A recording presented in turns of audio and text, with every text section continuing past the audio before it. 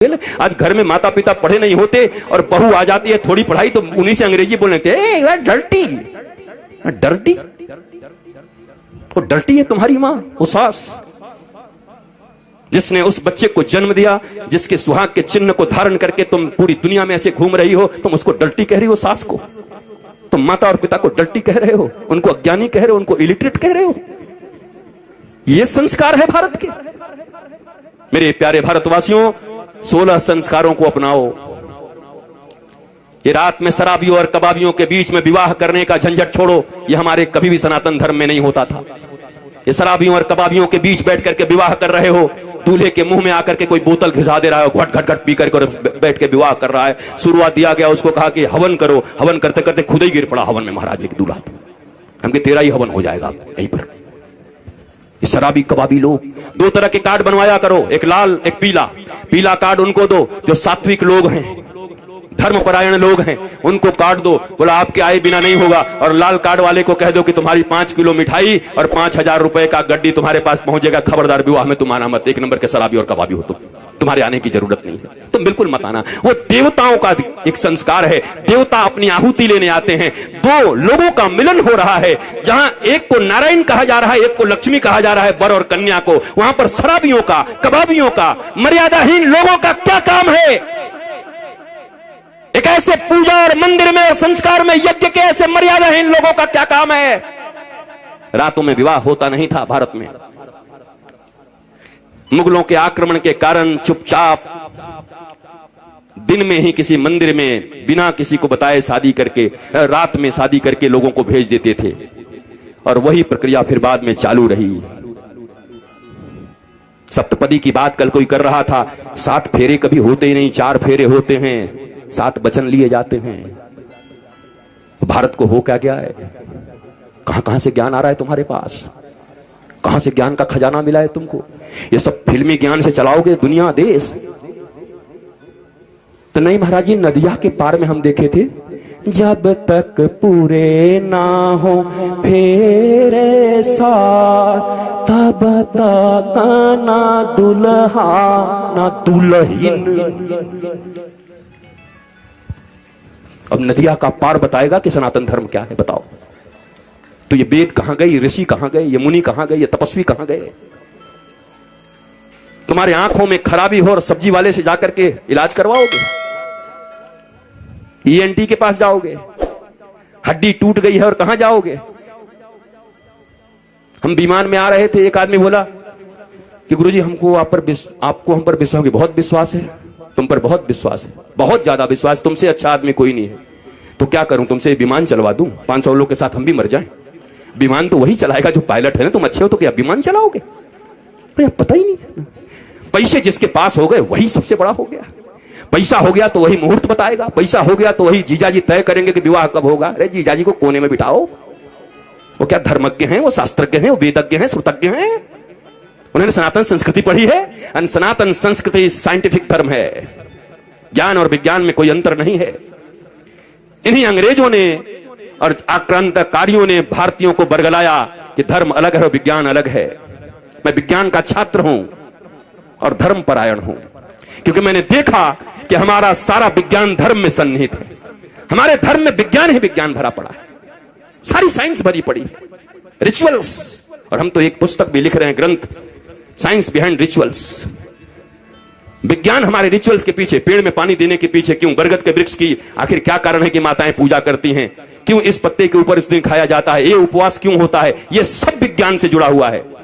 तुम कभी ये मत कहना कि अंधविश्वास है, सब में विज्ञान है, पर हम जानते नहीं। जानोगे तो खुश हो जाओगे। वाह, हमारा इतना प्राचीन धर्म इतना विज्ञान से सम्मत था, विज्ञान से माना हुआ था। अरे आज अरबों अरब रुपए खर्च करके नासा ये बता रहा है कि सूर्य ग्रहण कब होगा और चंद्र ग्रहण कब होगा। 1000 वर्ष पहले भी हमारे गांव में पंडित जी पोथी लेकर के पतरा खोल के बता देते थे कि बुधवार को 7:35 पर चंद्र ग्रहण लगेगा। तब नासा कहां था? और उसी समय पर चंद्र ग्रहण होता था, उसी समय पर सूर्य ग्रहण होता था। मेरे भारतवासियों, अपनी गंभीरता और गरिमा को खो मत।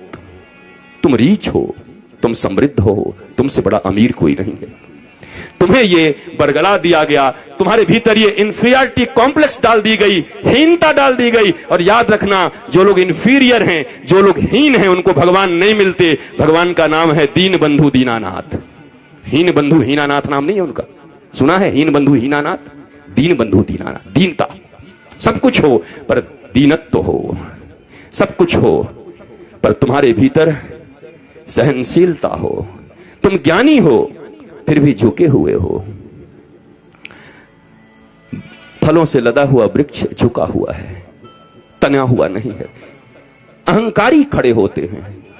इसलिए मैं आपको प्रणाम करके कहता हूं, इस बेरमो के इतिहास में मैं ये जरूर कह सकता हूं, तुम्हें विश्वास हो न हो, पर मेरा ऐसा मानना है, वो कभी कभी फिल्म का वो गाना है कि मैं पल दो पल का शायर हूं, पल दो पल मेरी कहानी है। मुझसे पहले कितने शायर आए और आकर चले गए, और क्या कुछ पल मेरी हस्ती है। मैं भी एक पल का किस्सा हूं, तुम भी एक पल के किस्से हो।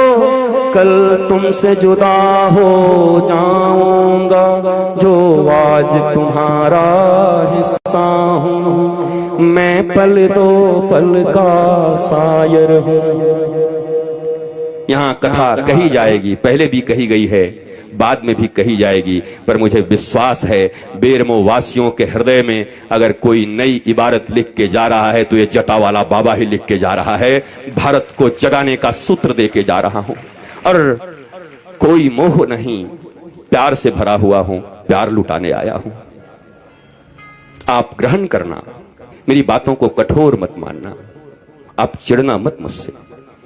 मुझे तो ज्यादा फायदा तब होता जब मैं आपकी जय जयकार करता, आपकी बड़ाई करता और कहता कल सब आएंगे, सारे लोग 51-51 रुपया लेकर के 101 और नीला धागा और पीला धागा और जितना आपके पास दुख हो उतना धागा ले आएंगे, एक नारियल ले आएंगे और आधा किलो बतासा ले आएंगे और 1001 ले आएंगे, तो ज्यादा फायदा होता मुझे। शायद माला माल होके चला जाता। पर याद रखना, वो माला माल नहीं है, माला माल तो वही हैं। वो बड़ा सुंदर, वो भी एक गाना मुझे याद है, जिस रस्ते से तू निकले वो फूलों से भर जाए, तेरे पैर की कोमल आहट सोते भाग्य जगाए। एक तू ही धनवान है गोरी, गोरी कौन है? हे कृष्ण करुणा सिंधु दीनबंधु जगतपते गोपीश गोपिका कांत राधा कांत नमस्तुते। तप्त कांचन गौरांगी श्री राधे वृंदावनेश्वरी वृषभान सुते देवी प्रणमामि हरि प्रिये। तप्त कांचन गौरांगी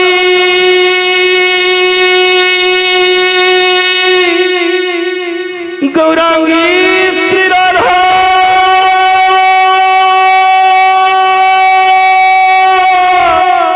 श्री राधा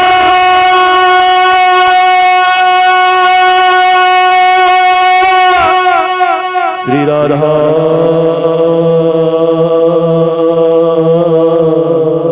श्री राधा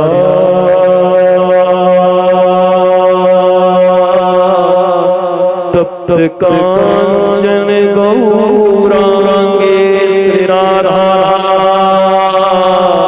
श्री राधा श्री राधा श्री राधा।